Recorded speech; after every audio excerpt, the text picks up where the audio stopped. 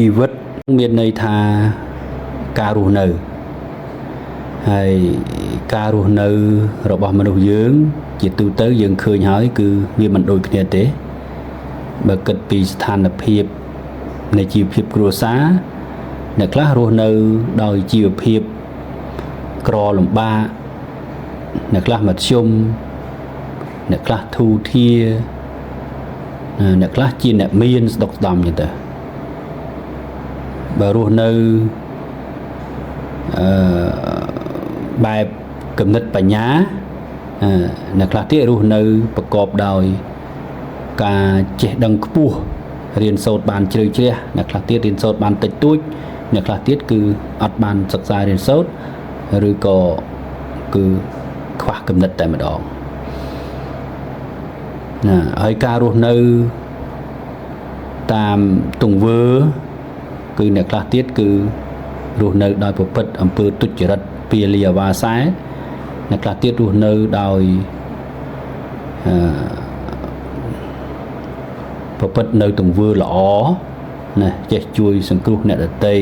ផ្ដល់ប្រយោជន៍សុខដល់ក្រុមគ្រួសារដល់សង្គមជាតិណាចឹងស្ថានភាពនៃការរស់នៅ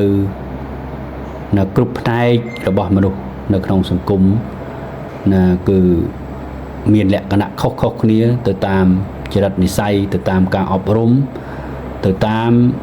បែបផែននៃជីវិតណាទៅតាមការសាងសន្សំនៃបុគ្គលរៀងៗខ្លួនការសាងសន្សំបែបណាក៏ដោយណាគឺសុទ្ធតែកើតចេញពីការតស៊ូប្រឹងប្រែងព្យាយាមរបស់ខ្លួនណាស្របទៅតាមកលៈទេសៈតាមឋានភាពឬក៏ទៅតាមការសេពគប់ចឹងទៅណាហើយភាពរីកចម្រើននិងការអន់ថយក៏វាអាស្រ័យទៅលើបុគ្គលនោះ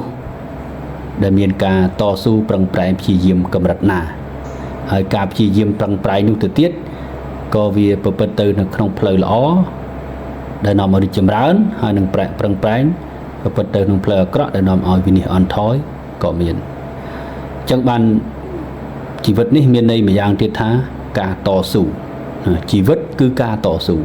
ជីវិតគឺការខិតខំប្រឹងប្រែងព្យាយាមជីវិតគឺជាការជំនះគ្រប់ឧបសគ្គណាក្នុងរឿងល្អក្នុងរឿងរីកចម្រើនណាឬក៏គោលដៅនៃការរស់ដើម្បីឲ្យទៅជាជីវិតមួយដែលថ្លៃថ្នូរជាជីវិតមួយដែលរីកចម្រើនដែលមានប្រយោជន៍ដល់ខ្លួនឯងគ្រួសារក៏ដូចជាសង្គមជាតិណារឹតតែត្រូវការខ្លាំងណាស់ចំពោះការតស៊ូប្រឹងប្រែងព្យាយាមគ្រប់កលៈទេសៈណាគ្រប់កលៈទេសៈយើងបោះបង់ការព្យាយាមបោះបង់ការប្រឹងប្រែងបោះបង់ការតស៊ូវាស្មើនឹងបោះបង់ជីវិតខ្លួនឯងចោលអញ្ចឹងយើងគួរទេដែលយើងរកតែកន្លែងសនុកសុខស្រួលគួរទេដែលយើងចង់បានតែភាពសុខស្រួលបើសិនជាយើងរកតែសុខរកតែស្រួលរកតែកន្លែងដែលមិនប្រើប្រាស់ការព្យាយាមហើយដើម្បីបានសេចក្តីសុខនោះនៅគឺជាការប្រព្រឹត្តផ្ទុយហើយគឺផ្ទុយអំពីដំណើរជីវិតហើយអញ្ចឹងជីវិតនេះគឺត្រូវការតស៊ូការព្យាយាមការជំនះណាគ្រប់ឧបសគ្គណាព្រោះដំណើរជីវិតគឺពោរពេញដោយឧបសគ្គប្រសិនបើយើងអត់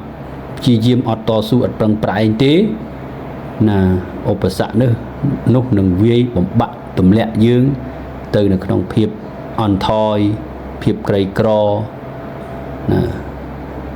ភាពល្ងងខ្លៅអីចឹងទៅឧទាហរណ៍មួយដែលយើងអាចមើលឃើញទាំងអស់គ្នាថាបើយើងមិនតស៊ូមិនប្រឹងប្រែងមិនពុះពៀក្នុងការសិក្សារៀនសូត្រចំណេះដឹងទូទៅឬក៏មុខជំនាញផ្សេងទេសួរថាចំណេះដឹងឬជំនាញទាំងអស់នោះវាមកប្រកប ដល់យើងទេវាកើតចំពោះយើងឯងទេអត់ទេណារៀនភាសាអង់គ្លេសក្តីរៀនអក្សរសាស្ត្រខ្មែរក្តីរៀនគណិតសាស្ត្រក្តីរៀនជំនាញជួសជុលកង់ជួសជុលម៉ូតូជួសជុលឡានជួសជុលទូរស័ព្ទរៀនបច្ចេកវិទ្យាសពបែបសពប្រការក្តីនេះគឺត្រូវការលះបង់ការតស៊ូការអំណត់ការអត់ធ្មត់ណាយើងប្រើប្រាស់ឲ្យទាំងកម្លាំងកាយកម្លាំងចិត្តកម្លាំងបញ្ញាហើយនឹងកម្លាំងថវិកាព្រមទាំងពេលវេលាទៀតដើម្បីដូរយកមកនៅចំណេះដឹងនោះឃើញអញ្ចឹងគឺត្រូវការលះបង់ការតស៊ូណាស់ទើបទទួលបានចំណេះជំនាញដ៏ពិតប្រាកដមកណាតើទៅនឹងភាពមានបានបើសិនបើយើងខ្ជិលដេកចាំសំណាងចាំត្រូវឆ្នោតចាំគេយកទ្រព្យសម្បត្តិមកឲ្យតើបុគ្គលនឹងខ្លាយទៅជាអ្នកមានកើតទេអត់ទេអញ្ចឹងគឺត្រូវការតស៊ូណាប្រកបដោយបញ្ញាញាណប្រកបដោយភាពវៃឆ្លាតប្រកបដោយកតេបណ្ឌិតប្រកបដោយភាពភ្លឺស្វាងណាការតស៊ូប្រឹងប្រែងព្យាយាមក្នុងការរកទ្រព្យសម្បត្តិទោះបីជារកដោយកម្លាំងឈ្នួលក្តីរកដោយការបង្កើតអាជីវកម្មតូចធំក្តីណាគឺត្រូវការព្យាយាមការតស៊ូដែលចូលទៅនៅក្នុងនៃជីវិតនេះអញ្ចឹងជីវិតបើខ្វះការតស៊ូនៅអត់ន័យជីវិតដែលអត់មានការតស៊ូអត់មានការព្យាយាមអត់មានការប្រឹងប្រែងអត់មានការឈានទៅមុខជានិច្ចទេនោះគឺជាជីវិតដែលដើរថយក្រោយគឺជាជីវិតដែលធ្លាក់ចុះទៅក្នុងភាពថោកទាបណាភាពអន្តរាយខ្ជិលរៀនល្ងងណាខ្ជិលរកខ្ជិលធ្វើការក្រអាហ្នឹងគឺអញ្ចឹងណាអញ្ចឹងគឺត្រូវតែព្យាយាមតស៊ូប្រឹងប្រែងហើយការតស៊ូប្រឹងប្រែងរបស់យើងនោះវាមិនសិតសឹងតែទទួលបានជោគជ័យទេអ្នករៀនទាំងអស់មិនសិតសឹងតែប្រឡងបានបន្ទុកល្អឬក៏ប្រឡងជាប់ទេប៉ុន្តែដោយនៃជីវិតនឹងគឺទៅតែតស៊ូព្យាយាមយើងធ្លាក់យើងរៀនទៀតធ្លាក់រៀនទៀតណាយើងមើលអ្នកជោគជ័យណាដូចយ៉ាងមហាសេដ្ឋីចិនជេកម៉ាណាតើគាត់បរាជ័យប្រមាណដងនៅក្នុងការដាក់ពាក្យចូលរៀននៅសាកលវិទ្យាល័យជោគបរាជ័យប្រមាណដងក្នុងការណាដាក់ CV ចូលធ្វើការនៅក្នុងក្រុមហ៊ុនមាន KFC ជាដើមនោះណាគាត់បរាជ័យណាស្ទើរតែគ្រប់ពេលប៉ុន្តែគាត់អត់បោះបង់នៅការតស៊ូព្យាយាមទេរហូតដល់ទីបំផុតណាគាត់คลายទៅជាមហាសេដ្ឋីមានជាងគេនៅស្រុកចិនកន្លងទៅនេះណាអញ្ចឹងគឺបើបរាជ័យម្ដងហើយយើងប្រឹងប្រែងស្ទុះស្ទាងើបឡើងធ្វើទៀតណា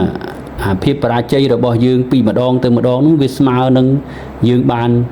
សិក្សាពីមេរៀនពីបទពិសោធន៍ដែលដើរមិនទាន់ត្រូវណាដល់ពេលដើរអាខុសនឹងវាអស់ទៅវានៅសល់តែត្រូវណាប៉ុន្តែសម្រាប់អ្នកដែលមិនតស៊ូមិនព្យាយាមបរាជ័យម្ដងពីរដងគឺអស់កម្លាំងបាក់ទឹកចិត្តបាត់នៅក្តីសង្ឃឹមខូចចិត្តណាមកផឹកមកប្រព្រឹត្តអបាយមុខវិនាសខ្លួនទៅទៀតអញ្ចឹងដើម្បីឲ្យជីវិតនេះរុងរឿងមានវឌ្ឍនភាពហើយទទួលបាននូវភាពជោគជ័យនិងស្ដីថ្លៃថ្នូរណាគឺយើងគួរតែព្យាយាមប្រឹងប្រែងតស៊ូឲ្យសមនឹងនៃជីវិតដែលជីវិតនេះប្រែមកថាការតស៊ូតើតើយើងតស៊ូបានរស់នៅប្រកបដោយភាពថ្លៃថ្នូរបានបើមិនតស៊ូមិនប្រឹងប្រែងមិនព្យាយាមទេជីវិតនេះអត់ន័យទេព្រោះជីវិតនឹងមានន័យអាស្រ័យដោយការតស៊ូប្រឹងប្រែងព្យាយាមព្រះពុទ្ធដែលអាចคลายទៅជាព្រះសម្មាសម្ពុទ្ធព្រះអង្គស៊ូណាស់ព្យាយាមណាស់ប្រឹងប្រែងណាស់មិនមែនប្រឹងប្រែងធម្មតាទេប្រឹងប្រែងស៊ូដាក់ជីវិតញាតិញោមនៅចាំទេគណៈពេលដែលព្រះអង្គទ្រង់យកស្មៅស្បូវស្គៀ8ក្តាប់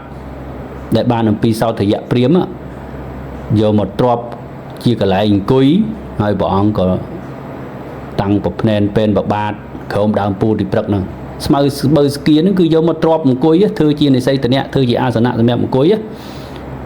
ណាពេលដែលលោកឡើងអង្គុយណានៅលើស្មៅស្គៀហ្នឹងអាហ្នឹងរបៀបដូចស្បូវអញ្ចឹងស្មៅស្គៀហ្នឹងណាយកមកទ្របក្តិតអង្គុយដើម្បីឲ្យអង្គុយទៅវាស្រួលណាពេលដែលអង្គុយហ្នឹងគឺលោកបដិញ្ញាចិត្តណាបើសិនជាមិនបាននៅភាពជាពុទ្ធមិនបានទទួលនៅបញ្ញាការត្រាស់ដឹងពិតប្រាកដពីការបដិបត្តិរបស់លោកនៅខណៈពេលហ្នឹងទេណាលោកសុខចិត្តស្លាប់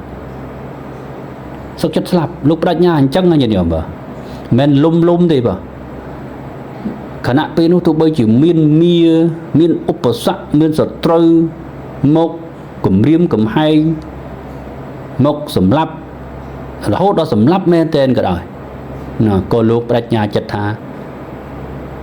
មិនក្រោកចេញអំពីទីនេះទេបើសិនបើមិនបានត្រាស់ដឹងជាពុទ្ធណាអាភាពត្រាស់ដឹងជាពុទ្ធហ្នឹងគឺជាការទទួលបាននៅបញ្ញាដឹងច្បាស់ឃើញច្បាស់សភាវធម៌តាមសេចក្តីពិតដែលធ្វើឲ្យលោកអស់នៅកិលេសទាំងពួងបានណាញាតិញោមបាទហើយបើទោះបីជាថាមាខាងក្រៅមិនចូលមកជ្រែកមកបៀតបៀនមករំខានទេណាហើយចិត្តរបស់លោកនឹងមិនបានធ្លាក់ចុះទៅក្នុងភាពស្ងប់រហូតដល់ទទួលបាននៅពលឺនៃការត្រាស់ដឹងទេ